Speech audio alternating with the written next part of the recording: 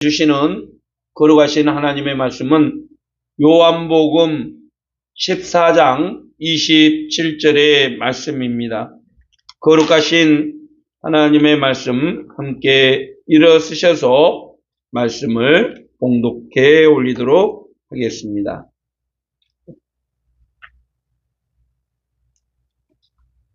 평안을 너희에게 끼치노니 곧 나의 평안을 너희에게 주노라. 내가 너희에게 주는 것은 세상이 주는 것과 같이 아니하리라. 너희는 마음에 근심하지도 말고 두려워하지도 말라. 아멘.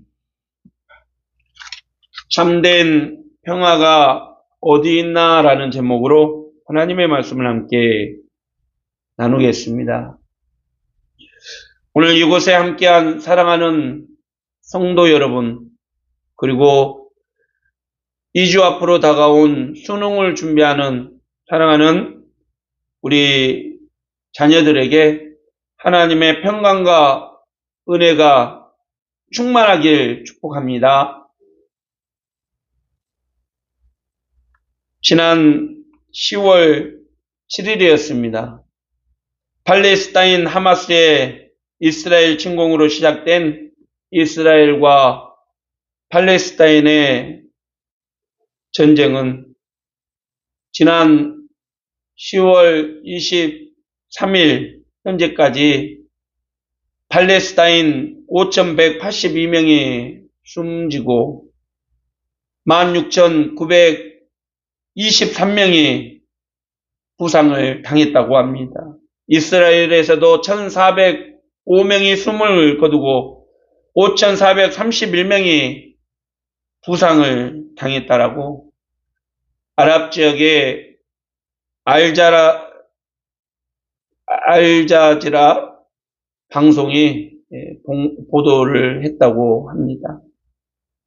더 아픈 것은, 마음이 아픈 것은 이 6,500여 명의 사상자 중에 3분의 2가 어린이들, 노약자들, 일반 평범한 시민들이었다는 거죠. 그들은 병원에서 치료받다가 학교에서 공부하다가 집에서 늦은 저녁 준비하다가 들판에서 축제를 즐기다가 총칼에 그렇게 쓰러져 버리고 말았다는 것입니다. 팔레스타인에서는 이번 전쟁의 원인이 자신들을 억압하는 이스라엘이 그 원인을 제공했다고 비난했고, 이스라엘에서는 팔레스타인의 하마스의 무차별적인 학살이 전쟁의 원인이었다라고 얘기를 합니다. 이유가 어찌 되었건 간에 무고한 사람들이 전쟁의 포화 속에 죽임을 당하고 말았다라는 거죠.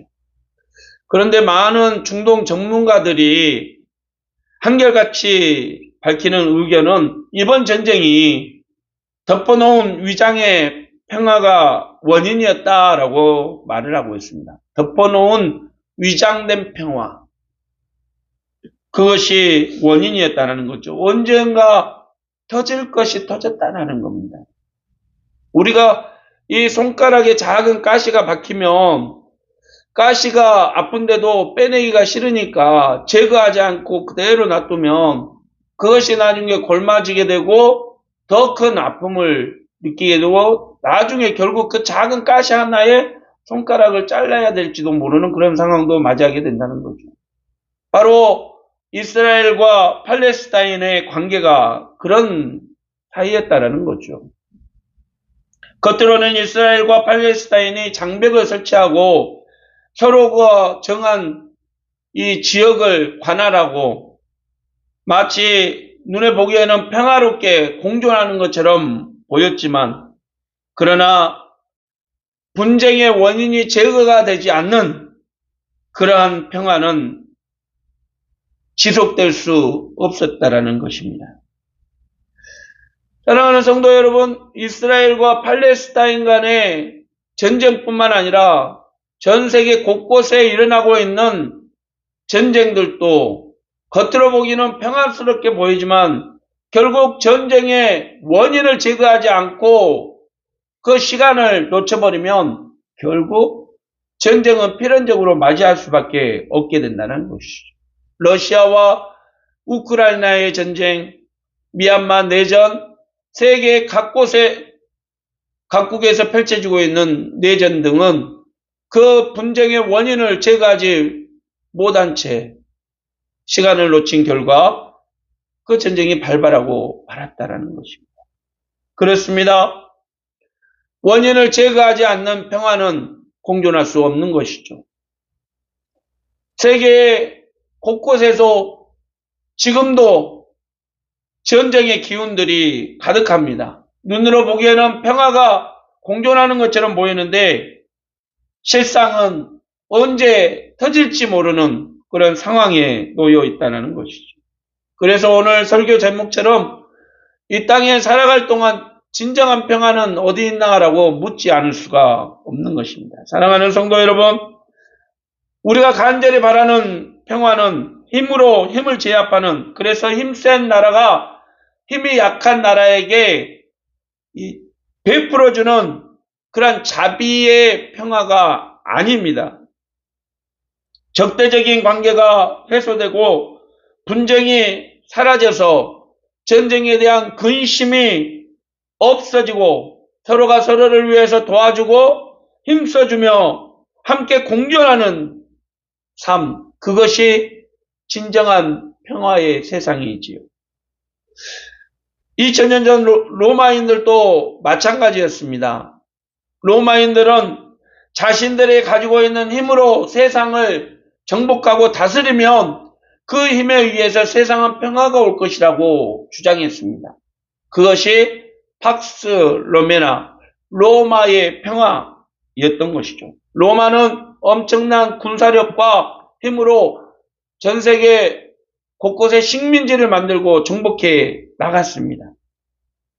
자신들이 제공한 평화를 따르지 않으면 그 모든 민족들을 멸절시켜버렸고 자신들의 말에 고분고분 따르면 거기에 식량과 또 물건들을 보내서 그 땅을 지배했던 것이죠. 로마의 평화는 단 한마디로 요약할 수 있습니다. 로마가 시킨 대로 잘 따르면 평화롭게 살 수 있다. 그래서 많은 유대인들이 로마만 무너뜨리면 참된 평화가 올 것이라고 믿고 로마에 대항했던 것이죠. 그러다가 예수님이 사역을 시작하고 참된 평화의 왕으로 오셨다고 선포하고 많은 귀신 들린 사람들 고쳐주고 또 질병에서 자유를 주시고 많은 사람들에게 평안을 끼쳤을 때 이분이야말로 우리에게 참된 평안을 줄 수 있는 평화의 왕이구나 라고 많은 사람들이 믿고 따랐습니다. 그리고 그들은 예수님이 로마에 대항해서 자신들을 해방시켜 주실 것이다 라고 굳게 믿고 따랐던 거죠. 하지만 예수님은 십자가에서 우리의 죄를 대신 지시고 십자가에서 죽임을 당할 때 그들은 역시 세상의 평화는 힘의 평화밖에 없구나라고 말하면서 예수님께로부터 돌아섰던 것이죠. 그러나 예수님은 분명히 말씀하셨습니다. 진정한 평화는 세상이 줄 수 없는 것이라고 말입니다. 오직 하나님과의 온전한 관계를 회복할 때 하나님의 온전한 통치를 받을 때만이 우리에게 진정한 평화가 온다라고 말씀해 주셨습니다. 오늘의 본문의 말씀이죠.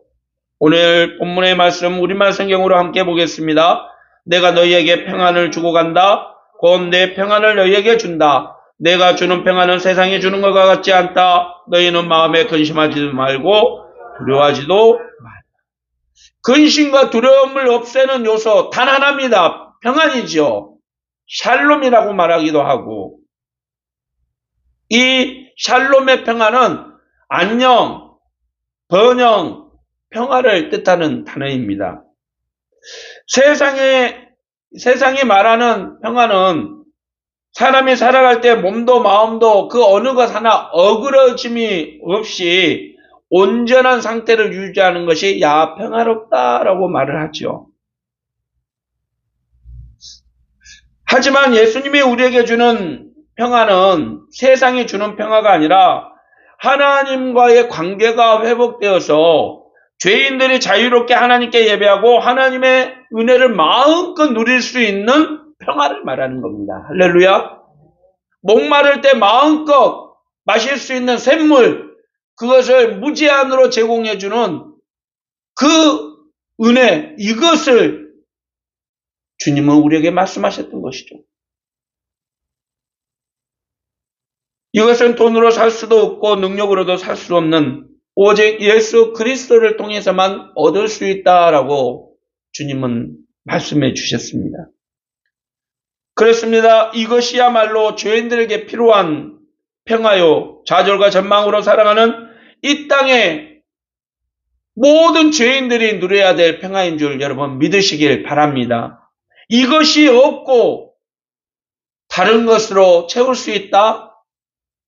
할 수 없는 것이죠. 오늘은 종교개혁 506주년이 되는 주간입니다. 506년 전에도 로마 가톨릭 교회에서도 세상이 주는 평화를 기대하며 사람들이 살아갔습니다. 세상이 주는 평화, 돈으로도 살 수 있고 하나님의 은혜마저도 돈으로 살 수 있다라고 주장을 했던 것이죠. 심지어는 하나님께 지은 죄라도 돈으로 면죄부를 사면 다 갚을 수 있다라고 주장을 했던 것입니다.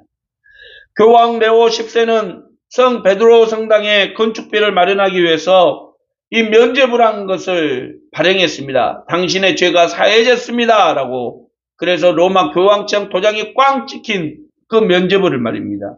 그것만 있으면 지금 지은 죄도 또 심지어는 나중에 지은 죄도 조상이 지은 죄까지도 용서받을 수 있다라고 주장했던 것이죠.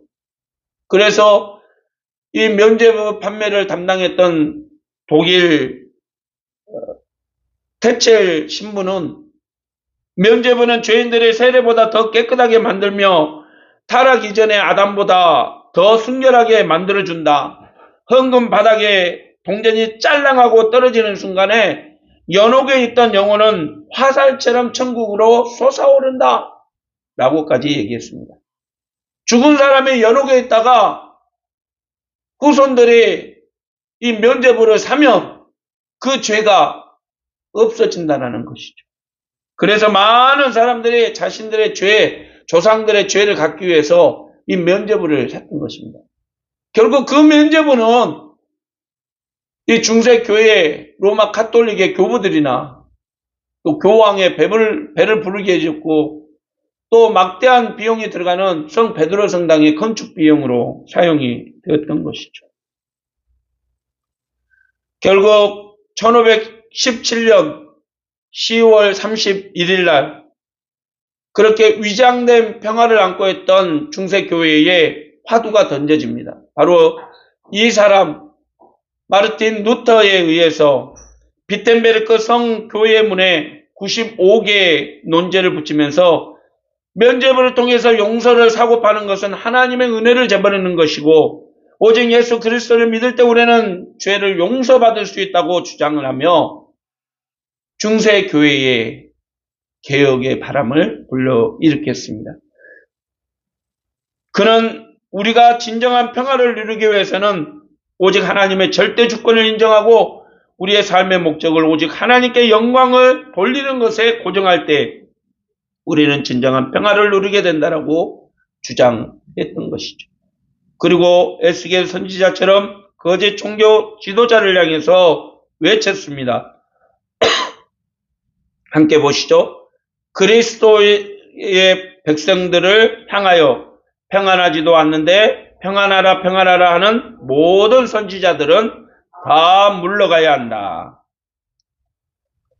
사랑하는 성도 여러분, 그렇습니다. 참된 평안은 돈으로 주고 살 수 있는 것이 아닙니다. 참된 평안은 힘 있는 사람이 적선하듯 베풀어 줄 수 있는 것이 아닙니다. 참된 평안은 하나님의 은혜 안에 있습니다. 참된 평안은 오직 예수 그리스도의 믿음 안에 있다는 사실을 여러분 믿으시길 바랍니다. 오늘 예수님은 우리에게 말씀하셨습니다. 너희에게 평안을 주노라. 내가 주는 것은 세상에 주는 것과 같지 않다. 너희들은 마음에 근심하지 말라.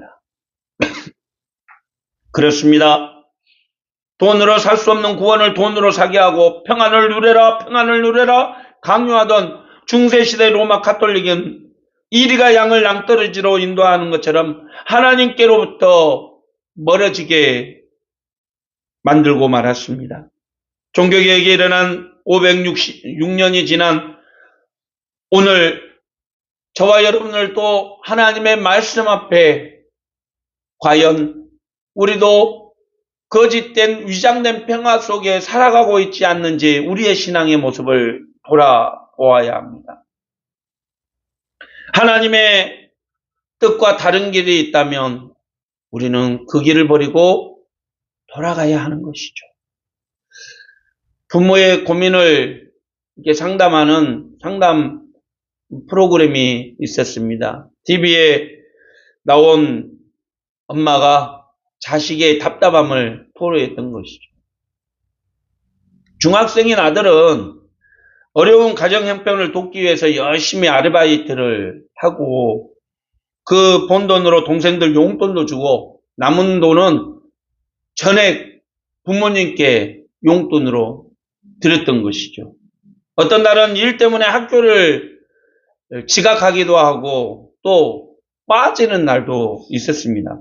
참 열심히 사는 효자 아들이라고 생각했는데 놀라운 반전이 있었습니다.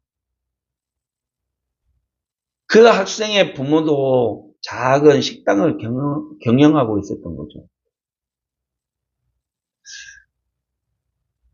이 부모도 늘 가게에 일손이 부족해서 바쁘게 이렇게 생활하는데 이 학생은 다른 가게에 가서 아르바이트 하느라고 부모의 정작 필요한 부모의 일손을 도와주지 못했고요. 어떤 때는 학교도 빠지고 자신의 일에만 몰두하게 됐다는 것이죠. 부모님이 원하는 것은 다른 것이 아니었습니다. 학생이 최선을 다해서 공부하고 또 시간이 남으면 부모 가게에 와서 작은 힘을 보태주는 것이었죠. 이 부모의 마음과는 전혀 다른 행동을 하면서 열심히 살아가는 학생의 모습이 사실 오늘 한국교회 신앙생활을 해 나가고 있는 저와 여러분의 모습은 아닐까라는 생각을 해봅니다. 진정으로 예배와 찬양, 전도, 섬김을 통해서 하나님의 영광을 위해 신앙생활을 하고 있다라고 말은 하면서 정작 하나님의 뜻과 다른 길을 가고 있다면 그것은 부모의 마음을 모르는 어리석은 학생과도 같은 모습이겠지요. 여러분, 하나님은 우리에게 진정한 평안을 주시기 위해서 예수 그리스도를 우리에게 보내주셨습니다. 그리고 그 은혜 안에 살아갈 때에 샬롬, 평화를 누리게 해 주신 것이죠. 그런데 우리는 신앙생활을 하면서도 늘 내 힘과 내 능력으로 해야지, 내 능력으로 만들어가야지 그것이 진정한 평화라고, 그것이 진정한 능력이라고 생각하며 살 때가 많다는 것이죠. 506년 전에 로마 가톨릭 교회처럼 말입니다. 오늘날 우리 한국교회, 우리 신앙에도 위장된 평화, 거짓된 평화가 너무나 많이 뿌리를 내리고 있는 것 같습니다. 예수의 능력을 믿는다고 하면서도 예수의 능력 안에 살아가지 않고 예수의 평안을 구한다고 하면서도 믿음 안에 서 있지 않는다면 그 평화는 거짓된 평화에 지나지 않는다는 거죠. 예수 그리스도를 믿는 이유가 단지 질병을 치유받고 또 마음의 평안을 얻고 자식 대학 가고 좋은 집 살고 평안한 삶을 살기 위함이라고 말한다면 그것은 예수님이 주시는 진정한 평화를 누리지 못한 삶이라고 말할 수 있는 것이죠. 그것은 단지 당산나무 아래 가서 물 떠놓고 비는 동네 할머니의 신앙과도 못한 그러한 모습이라는 것입니다. 교회를 세우는 이유가 큰 교회에 대해서 많은 사람들에게 이 교회로 모이게 만드는 것이 교회의 목적이라고 한다면 그것은 하나님의 뜻과 다른 위장된 평화라고 말할 수 있는 것이죠. 그렇게 세워진 교회를 마치 분점 내듯 1호점, 2호점 내가지고 파송시켜주고 우리 교회는 이렇게 위대한 일을 했다라고 말이죠. 가난한 선교사, 어려운 목회자, 지역 목회자는 돌아보지 않는 채 우리는 이런 위대한 일을 하고 있다라고 자랑하는 위장된 평화가 아직도 한국 교회에 많이 남아있다는 거죠. 예배만 드린다고 여러분 다 그리스도인입니까? 하나님 믿는다고 다 성도입니까? 신앙생활 한다고 다 하나님 앞에서 인정받을 수 없다라는 말입니다. 교회 안에서는 사랑하고 나아가서는 자기 주장과 자기 욕심을 부리며 살아간다면 그것은 위장된 신앙인이라고 말할 수 있는 것이죠. 성김 말하면서 가난하고 어려운 이웃들 본체맞게 하고 거짓된 평화에 길들여진 그리스도인이라고 단언할 수 있습니다. 여러분, 교회는 교회다워야지 교회입니다. 성도는 성도다워야지 성도이지요. 예수 그리스도를 믿는다고 하면 전적으로 그 신앙 안에 살아가야 됩니다. 하나님을 의지한다고 한다면 발등에 불이 떨어져도 머리에 불꽃이 붙어도 오직 하나님만 의지하고 바라보고 나가야 된다는 거죠. 이것이 진정한 평화를 얻는 길입니다. 여러분, 하나님 나에게 평화를 주십시오 간구한다고 그 평화가 우리에게 주어지지 않습니다. 진정한 평화를 얻는 길은 하나님과의 관계가 회복되어야 합니다.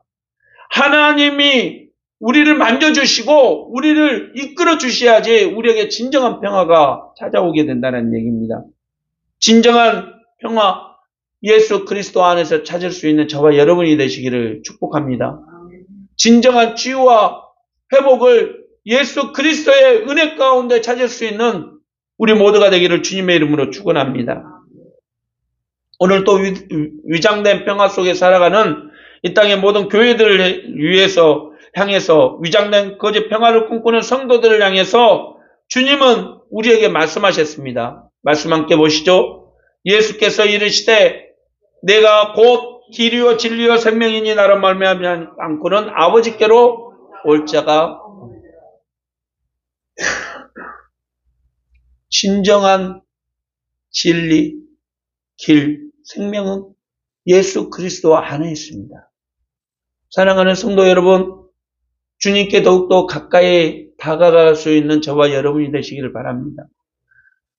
주님과의 관계를 올바르게 설정하시고 또 주님과 멀어지지 않도록 힘쓰는 저와 여러분이 되시기를 바랍니다.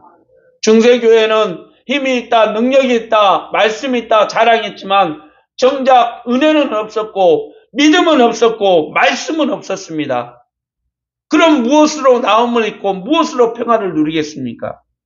하나님의 은혜는 인간의 공로로 얻을 수 없고 오직 하나님의 독생자 예수 그리스도를 믿을 때 얻어지고 하나님과 화평을 누리고 진정한 평화를 얻게 된다는 사실 여러분 믿으시길 바랍니다. 말씀을 마치지요. 세상은 평화 원하지만 전쟁의 소문도 늘어간다. 참 어린 시절 제 80년대 중고등학생 때 많이 불렀던 복음성가입니다. 벌써 40-50년이라는 시간이 지났습니다. 아직도 이 찬양을 부르다 보면 그때도 평화 외쳤는데 지금도 그 평화는 없구나라는 생각이 듭니다. 미얀마의 내전과 우크라이나와 러시아의 전쟁, 이스라엘과 팔레스타인 무장단체 하마스와의 전쟁이 참 우리의 마음을 아프게 합니다. 이 땅의 평화는 언제 올까요? 아무리 생각해봐도 힘으로 힘을 지배해서 얻은 평화는 위장된 평화에 불과하다는 생각을 떨쳐버릴 수가 없습니다. 그렇습니다. 진정한 평화는 우리의 몸과 마음을 평화롭게 하시는 분을 만날 때에 얻게 된다는 사실을 여러분 믿으시길 바랍니다. 506년 전 썩어가는 로마 가톨릭의 위장된 평화를 거부한 채 교회의 믿음의 본질을 세우기 위해서 종교개혁을 부르짖었던 마틴 루터는 말합니다. 만일 어떤 사람이 내 마음 문을 두드리면서 누가 여기 사는가 라고 묻는다면 나는 대답하기를 여기는 그리스도께서 살고 계신다. 전에는 루터가 살았으나 지금은 죽었다라고 말하겠노라. 그렇습니다. 오직 우리가 평화를 얻고 나음을 입는 길은 예수 그리스도와 함께 사는 길뿐입니다. 내 안에 그리스도가 살고 그 그리스도를 믿는 믿음으로 살아간다면 우리는 오직 하나님께만 영광되는 거룩한 성도의 삶을 살게 되는 것을 믿으시길 바랍니다. 십자가의 고난의 길을 묵묵히 걸어가신 참 평화를 이루신 예수 그리스도를 본받아서 거짓되고 위장된 평화를 벗어버리고 진정한 참 평화의 길로 나아갈 수 있는 저와 여러분이 되시기를 바랍니다. 오늘 우리에게 주신 말씀 다시 한 번 더 읽겠습니다. 평안을 너희에게 끼치노니 곧 나의 평안을 너희에게 주노라. 내가 너희에게 주는 것은 세상에 주는 것과 같지 아니하니라. 너희는 마음에 근심하지도 말고 두려워하지도 말라.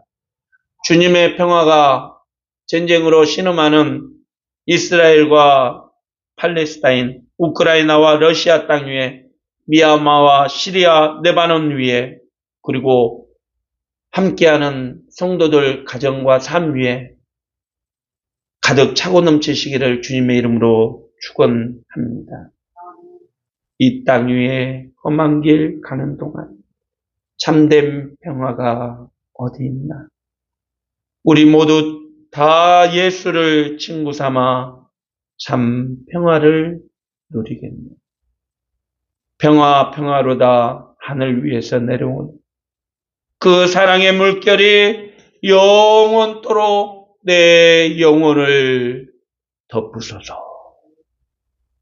기도하겠습니다. 사랑의 하나님 아버지, 이 땅에 참된 평화를 주시기 위해서 오신 예수 그리스도를 믿고 의지할 때 우리에게는 참 생명을 얻게 되는 줄 믿습니다.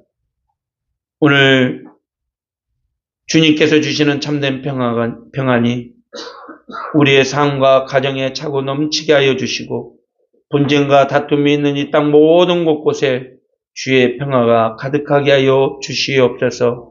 전쟁으로 신음하는 이스라엘과 팔레스타인 땅 위에 주여 평안케 하시고 우크라이나와 러시아 땅 위에 주의 전쟁이 그치고 평안이 깃들게 하여 주시옵소서. 오늘 또 주님이 주시는 참된 평안이 우리의 영혼과 육을 강건하게 하고 새롭게 하기를 소망합니다. 주여 넘치게 채워 주시옵소서. 예수님의 이름으로 기도드립니다. 아멘.